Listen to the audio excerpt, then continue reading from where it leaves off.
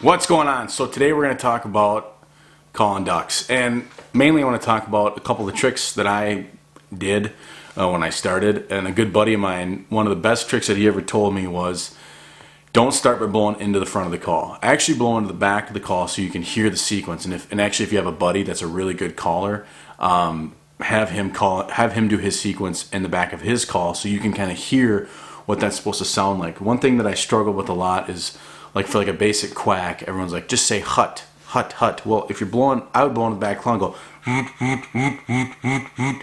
And to me it sounded goofy and my call didn't sound that great. Well, I actually call better when I think about doing like a woot, woot, woot. But I had to hear a buddy of mine do that before I can be like, okay, I can put it together. So now he's probably saying hut to himself, but it just didn't work for me.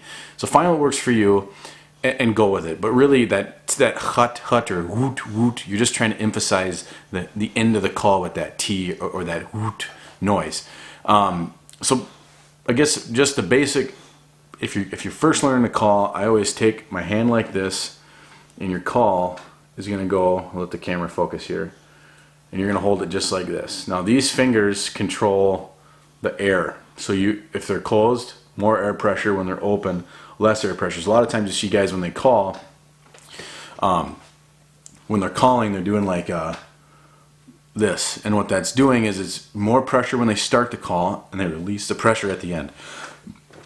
So your basic quack, like I said, is going to sound, and this is in the back of the call.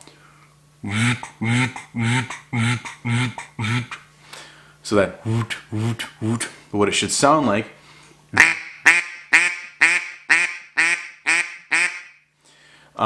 it's just your basic quack. Now you can add like a growl if you wanted to make like a lower tone, but I would start off by just getting a quack. I mean, you can do like a, which I don't know. Some people do, some people don't. I normally don't do that. I just like the.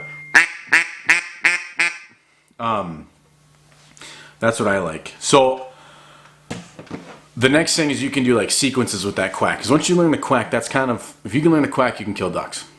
Plain and simple. Then you can kind of do like a sequence where it's like a comeback call where it's like that wah wah wah wah wah wah. And that's really just in the back of the call, like a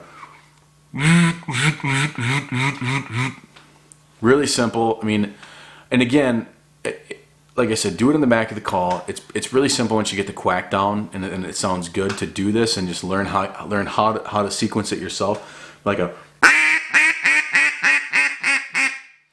something like that. I mean, that's kind of what you're looking for. And again, another thing that the same buddy told me that really taught me most of what I know about calling ducks and geese is that all ducks sound alike, but no two ducks sound the same. So even if you're like what you don't want to do is get out in the field and have guys that say, just don't call, just don't call, just don't call.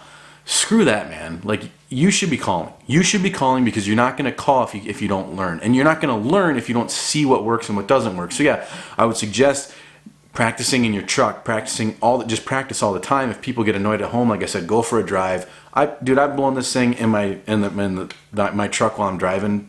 That's where I've done most of my practicing. But again, it's different when you're in the field. You can't just think, okay, well, I'm not going to call, and now I'm going to call and it's going to sound really good. Do it in the field, and if you're hunting with people that don't let you do that, I mean, I think that to me is just malarkey. I mean, everybody has to start somewhere. So start calling, call while you're hunting, and you'll figure out if you do something wrong. If you see the birds flare and fly off, well, maybe you did something wrong. That's okay. It's all about learning. The next call is kind of the hardest call to learn, and I say start this call out slow, but it's the feeder call. And you do the feeder call by, a lot of people say like do like a tick tick tick tick tick. Again, that was one of those things where it's like it didn't work from my tongue. My tongue couldn't move fast enough, but I do like a tick tick tick tick tick tick tick, which is similar, but I'm not doing that just the way that my tongue works. And the thing is that your mouth and your tongue is going to get tired doing this call. That's just the way it is. But if you start off slow, it's like a. Now, anytime that I do it that way, I always think of the Austin Powers.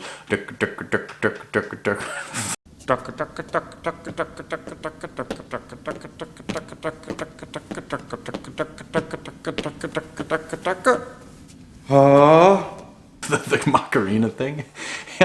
And it makes me laugh, but that's the reality. That's kind of what it is. It's just that, and this is what it sounds like again in the back of, or in the front of the call. So it'll come out and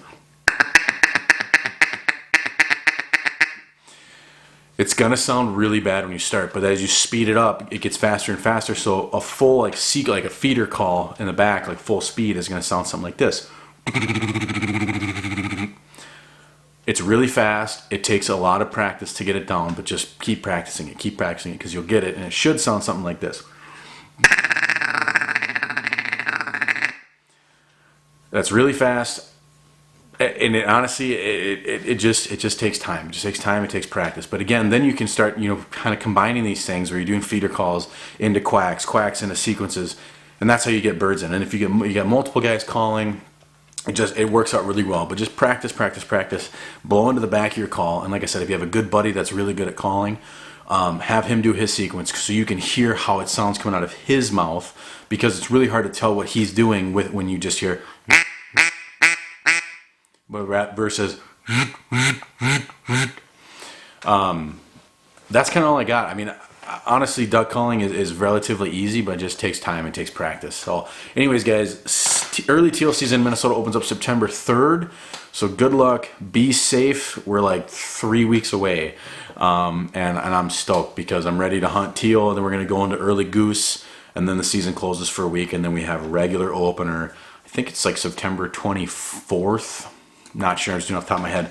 But also check out the Swamp Runner videos, because we did a whole series on unboxing, building, breaking in, assembling, mounting it on the boat, doing a test run with the Swamp Runner straight shaft kit. And let me tell you, that thing kicks ass. It is awesome. I absolutely love that motor.